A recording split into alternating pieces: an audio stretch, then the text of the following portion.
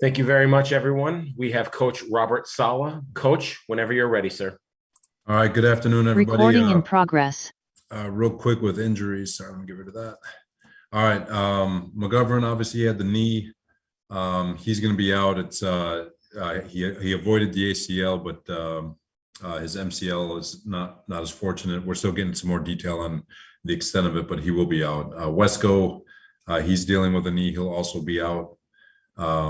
We're looking to get Elijah Riley back from concussion protocol.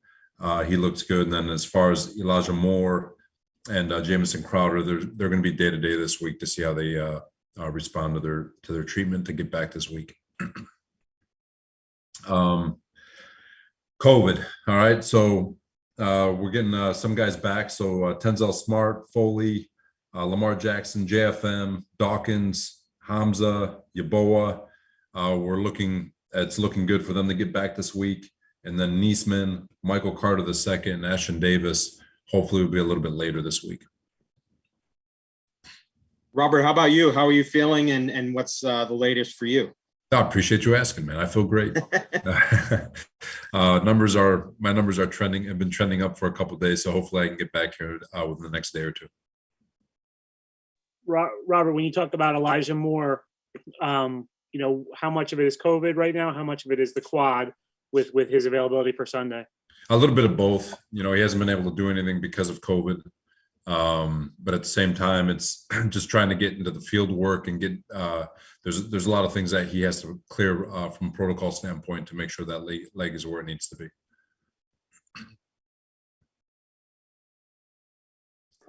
On going back to McGovern with the MCL, obviously you say he's out for the last 2 weeks, I'm assuming, right? So is that a surgical situation on that, or is it just more of a heal and rest situation? I believe there's other opinions that they're going to get on it and all that stuff. So I don't have that answer for you right now, Rich. Okay. Robert, can you describe what yesterday was like for you watching the game, I assume, from your hotel room? Yeah, right from my little cubby over here. It was frustrating. Just the one, obviously not being there, seemed like an awesome game. The guys played their absolute butts off. But at the same time, it was awesome to see the ending, and it was a weird experience, but at the end of the day, it was a cool experience because we won. So, any noise complaints filed by some of the other people in the hotel? Oh shoot, no. Surprising, but no. So you've literally been in that room for 5 days. Obviously you went through Christmas Eve. Did you even get a chance to get out and see your family, or how does that work under the protocols?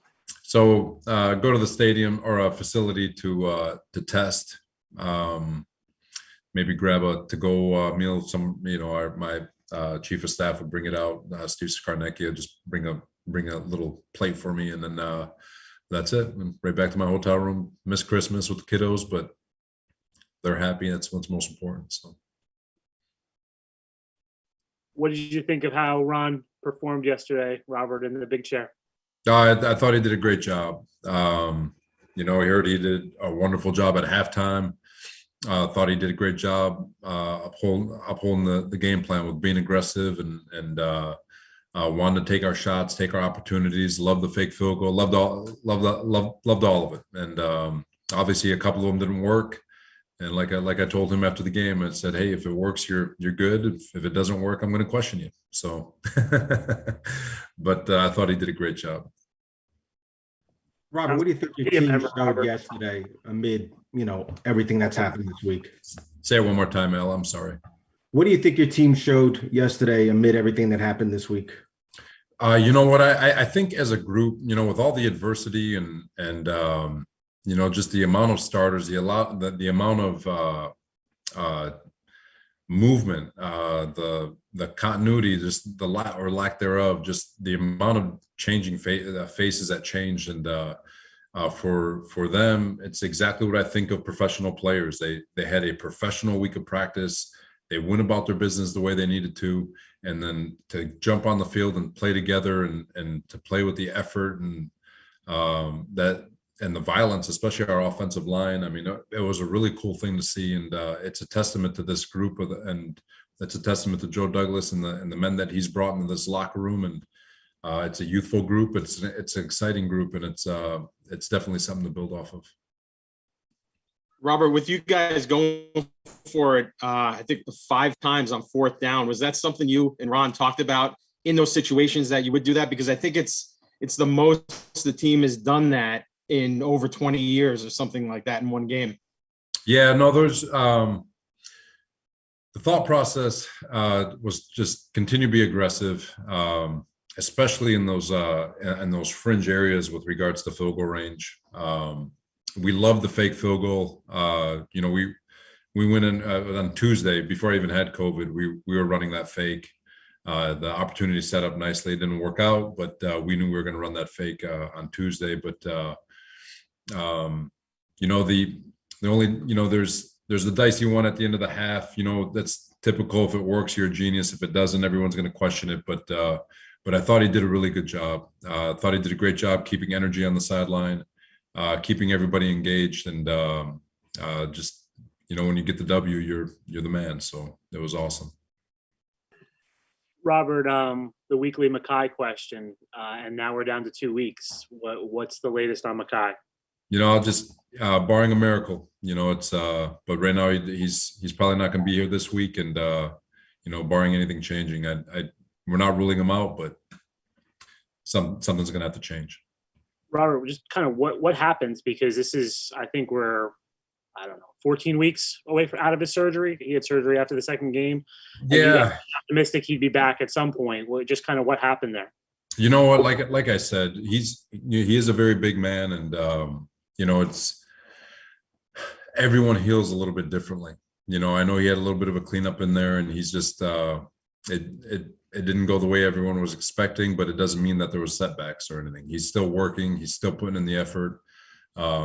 We'll get him back for if something doesn't change. Obviously, we're able to get him back for next week. But if we work off the assumption that he won't be back, I know he'll be back for 2022. He'll be ready to roll. But it's not that there was a setback. It's not that anyone's been lazy. It's none of that. It's just a matter of everybody's body heals differently. Robert, how does that change the outlook of that offensive tackle position? Because Mekhi dealt with some injuries and missed a lot of snaps his first year. Obviously, only played about half of a game here in year 2, if that. And now you guys are obviously going into year 3 with him. So is this something where it might change your overall outlook on the left tackle position, where you're going to have contingency plans in place for him? Not yet. Obviously, you always want to have good backups anyway. That it doesn't matter. So we'll always be cognizant of that. You're always having contingency plans regardless of the position, because you just want to make sure that the backup can step in and play at a high level, just like George Fant and Morgan Moses have done this year. But it's not. I'm not going to label him injury prone. I'm not going to do any of that stuff. We had Jimmy Ward in San Francisco who was labeled injury prone, and he couldn't stay healthy. And but he's had a string now of a couple of years where he's been healthy and he's an all-pro player. But so I never look at a player from an injury standpoint. Like sometimes just a string of bad luck. And but for Mekhi, this is going to be a big off season for him in terms of getting his body right, getting his mind right, getting himself ready to play as quickly as possible, so he can have a full set of OTAs, which he's never had, a full training camp, which he really has never had, and get himself into the season so he can dominate the way we all know he can. Robert, I just want to clarify something you said, just so we don't misinterpret it, and that sometimes creates problems. But you said the surgery didn't go as expected. So are you talking about what exactly are you talking about? Sorry.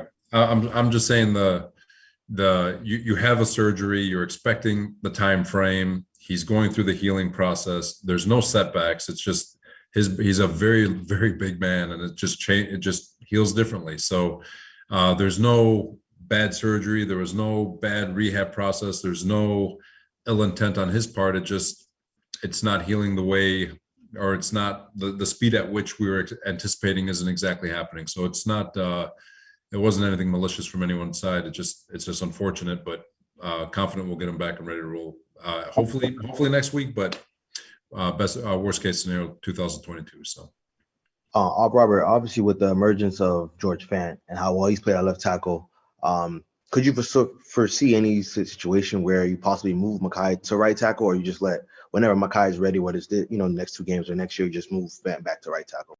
I'm not going to deal with that one right now, DJ. It's let's see where Mekhi's mind's at. Let's see him get back and healthy. That's the most important thing, and then we'll go from there. So Regarding Zach's performance, I just wanted to ask you a two-pronged question. One, just the way he was able to pull the ball down and run, and secondly, it's the 3rd game in a row with no interceptions for him. So maybe you could speak to his decision-making and how that's evolved over the last couple of games. come on, Rich, knock on wood over there. See all that wood behind you? Knock on wood. No, he was. I thought he was good. He made some remarkable throws yesterday. I know he didn't. We're not going to flash out the gaudy passing numbers, but that 3rd down throw that he had to Berrios. I'll argue with LaFleur that was probably the best throw he's made all season. In terms of tempo, had a 6-man pressure in his face, ripped the ball, and knowing that he was going to get hit, put it exactly where Berrios needed to catch it to protect himself from the safety. I mean, it was awesome. It was a clutch throw, clutch catch, and a critical down to keep the chains moving. But Zach's decision making has been fantastic. His off schedule stuff is starting. I mean, he's starting to look natural. I mean, shoot, he finally pump faked a defender and ran around him for a big chunk of yards to just show the natural playmaking ability, and where he finally looked a little bit loose yesterday in terms of just not running with a purpose, not running just to run. But he's coming along. He's getting more comfortable. He's calmer back there. He's like I said, he's in a great headspace, and it's going to be fun to watch him continue to grow. So Richie's trying to look smart with that Harvard shirt on, Robert. I don't know if you noticed, he's trying to improve his IQ there. With all that being said about Zach, just how critical is it this offseason for you guys to keep kind of adding on? You got Elijah, you got Carter, you got Corey Davis this offseason, but just to keep adding the pieces around him to give him just kind of that support to keep developing. I think it's important at all positions. I think it's important for us to get guys healthy on defense and to really hone in and try to improve and make sure that we're a defense that can get him the ball. We're not having to play catch up because we give up a couple of quick scores. I think adding pieces to make sure our run game operates the way it did yesterday, which was unbelievable, to take pressure off them. So it's a global thing. It's not necessarily receivers, tight end. It's not just one group. It's a whole team standpoint in terms of getting guys back healthy, continuing to develop these young guys, and then obviously you get the draft and whatever. But to continue to add and build and solidify the pieces around, and see if we can get guys making plays. And but it's more holistic in terms of defense, run game, playmakers. It's everyone, and we do have a lot of those. They're just not playing for us right now. We'll take a couple more questions for Coach. A couple more questions for Coach. Robert, one of the players that we've talked to you a lot about this year has been Denzel Mims. Earlier in the season, it was kind of about, he's not getting an opportunity. He's not on the field. He's not on the field. Well, now that he's been on the field the last couple of weeks due to injuries and COVID and things of that nature, it hasn't been necessarily great all that often. Obviously, he's not making too much of an impact, ran out of bounds on that 4th down play, which made him ineligible. Why do you think that things just have not worked for him this year? Why hasn't he made really any impact kind of on that field? That's a good question. I can give you a long dissertation on this one, but I'm going to try to group this. I'm going to try to make this a simple deal. Denzel's not the first second-year player to struggle in the history of football, and he won't be the last second-year player to struggle in the NFL. Sometimes these players, if you guys go back and watch Zach's press conference from last week, he talked about how he feels like his college season still hasn't ended. He went right from college into the working out to combine to all that stuff, and then he's in the NFL season. So it's like this just been one long season.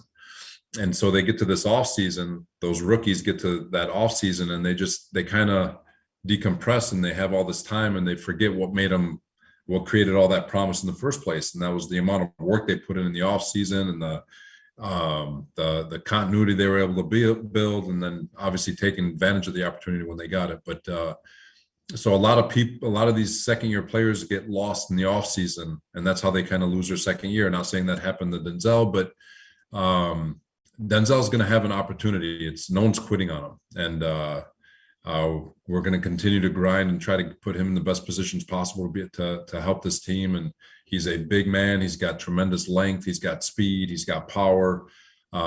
It's just a matter of piecing it all together for him, and him having, again, he still has 2 weeks to finish strong. So he's not done yet, but at the same time, his story hasn't been close to being written yet. And with 2 weeks in 2022, he still has plenty of opportunities left.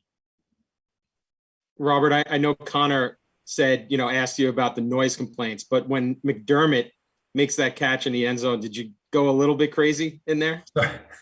So I was, I'll give you a funny little story. I was FaceTiming with Matt LaFleur, and we were watching the game at the same time, but he was like 5 seconds ahead of me. And I'm yelling at him to stop telling me what's happening. And I could tell something happened because he was like, oh, and so when he caught it, it was just laughing and like, oh my God, I can't believe that happened. But it was a really cool moment. Robert, what did you think about the offensive line in the run game yesterday? It was awesome. I think you guys, one of y'all posted it that we had the most rushing yards by any team in NFL this week, 273 yards, which I think was awesome. I love the way Mike LaFleur called the game. If we need Ron Middleton and Mike's ear to yell at him to run the ball more, shoot, I'll be more than happy to give him the headset when the offense is up. But no, he was awesome. We were churning out yards. Michael Carter, I mean, he's such a special talent. The first tackler never brings him down. If the O-line blocks it for 5, he's finding a way to get 8, 9, and 10. I mean, he's pretty cool. And Tevin Coleman was running his butt off. O-line was blocking. Scheme was awesome. And it felt like just watching it, there was a lot of space for the guys to run through. So credit to the O-line. When they cut to the sideline copies or the sideline from the TV, you could see GVR having a good time. The O-line was having a blast on the sideline. When the defense, I mean, they were all engaged. The O-line looked like they were into it, which they should. I mean, it was a pretty cool to watch from the TV copy. The amount of aggression, the way the new line of scrimmage was being created, just all of it was pretty damn impressive. I think you're going to have to get on Gelfand a little bit for why Matt was able to have a faster feed than you. Thank you, Coach. Thank you, everyone. Thanks, guys. Recording stopped. Thank you, everyone. That concludes today's availability.